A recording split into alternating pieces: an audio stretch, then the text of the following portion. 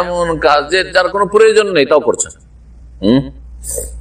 যাদের রুমাল আছে প্রত্যেকবার একবার এইরকম, এক রাকাতের মধ্যে কয়েকবার, একবার এরকম, আবার এইরকম, আবার হইলো এটা পছন্দ হলো না, বলে এইরকম, আবার এইরকম। হ্যাঁ, এগুলো মাকরুহ। খুব বেশি হলে মুশকিল। একবার এদিকে করছেন, একবার এদিকে করছেন, এবার চুলকেছেন, এবার এদিকে চুলকেছেন। রিজলিন অথবা পা দিয়ে একবার ওইদিকে একবার ওইদিকে, না লাহিয়াতিন অথবা দাড়ি নিয়ে, অনেকে দাড়ি নিয়ে খেলা করে নামাজের অবস্থা, এরকম করছে, এগুলো হরকত। হ্যাঁ, এগুলো মাকরুহ।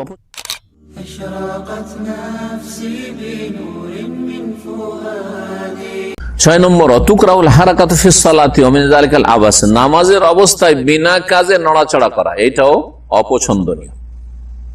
এরই অন্তর্ভুক্ত হচ্ছে অনর্থক অসার কাজ করা, উদ্দেশ্যবিহীন কোন কাজ করা, এমন কাজের যার কোনো প্রয়োজন নেই তাও করছেন।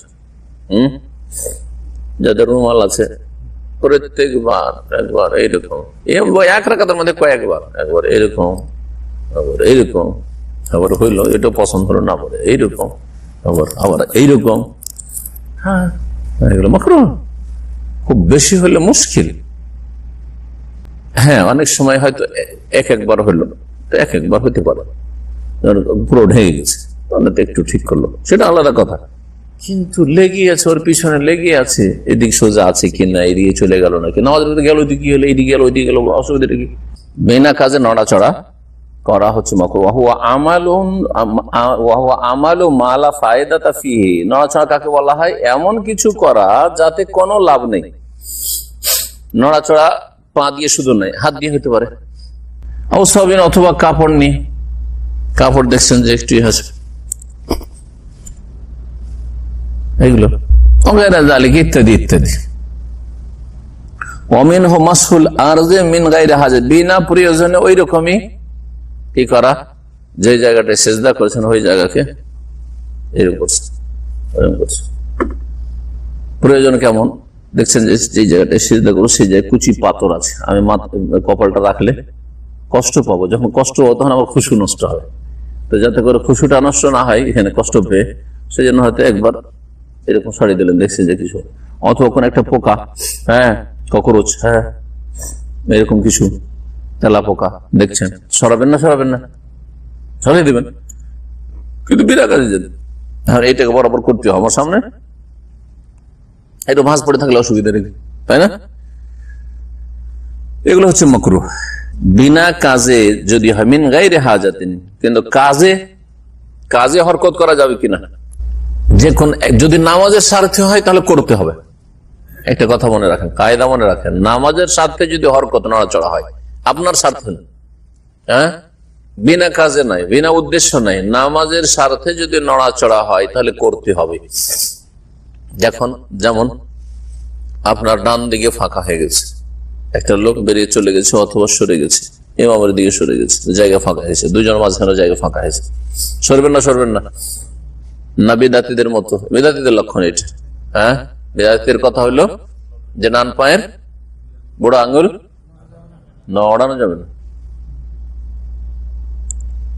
আপনার সুন্নাত পড়ছেন, অনেক সময় সুন্নাতে হয়, এটা ফরজের একটা উদাহরণ দিল। সুন্নাতে প্রায় দেখা যাচ্ছে, ইন্ডিয়া বাংলাদেশের লোক বেশিরভাগ এরকম করে, এইদিকে একটু জায়গা আছে, এইদিকে একটু জায়গা আছে, একটু যদি সামান্য সরে যেতে আরেকটা লোক ওখানে সুন্নাতটা শুরু করতে পারবে, একটু ঢুকতে এসছে লোকটা, আর এই লোক সুন্নাত পড়ছে, সামান্য একটু নড়বে না যতক্ষণ সালাম ফেরানো হবে, নড়বে না তো তুমি সেটা লাগো। এদিকে বেশ কিছুটা জায়গা নিয়েছে, কিন্তু ওখানেও ঢোকা যাচ্ছে না পুরোপুরি, আর এখানেও ঢোকা যাচ্ছে না, কিন্তু একটু সরে গেলে দুই দিকের একদিকে ঢোকা যাবে। একটা লোক যখন এখানে এসে সামনে একটু সরে যাবে না, এটা হচ্ছে নামাজের স্বার্থে, সে আপনার নামাজের স্বার্থে হোক বা ওই লোকের নামাজের স্বার্থে হোক, এই ক্ষেত্রে কোন রকমের আপত্তি নেই, বরং এটি সবের কাজ। 6 নম্বর হয়ে গেল। তাহলে এইরকমই সামনের দিকে, কিন্তু নড়াচড়ার ক্ষেত্রে সামনের দিকে, সামনে কাতারে খালি হয়েছে, নামাজ শুরু করে দেওয়ার পরে তাকবীর জায়েজ আছে কিনা? জায়েজ আছে। বরং সব আছে, সামনে কাতারে বেশি সব পেলেন আপনি, সরে যাবেন, নামাজের অবস্থা হইলো আস্তে আস্তে হেঁটে চলে যাবেন। এইরকম দুইজন নামাজ পড়ছিলেন, দুইজন পাশাপাশি দাঁড়িয়ে নামাজ পড়ছিলেন, জামাত চলছিল, আর একজন আসলো, তাহলে একজনকে পিছনে সরে যেতে হবে কিনা?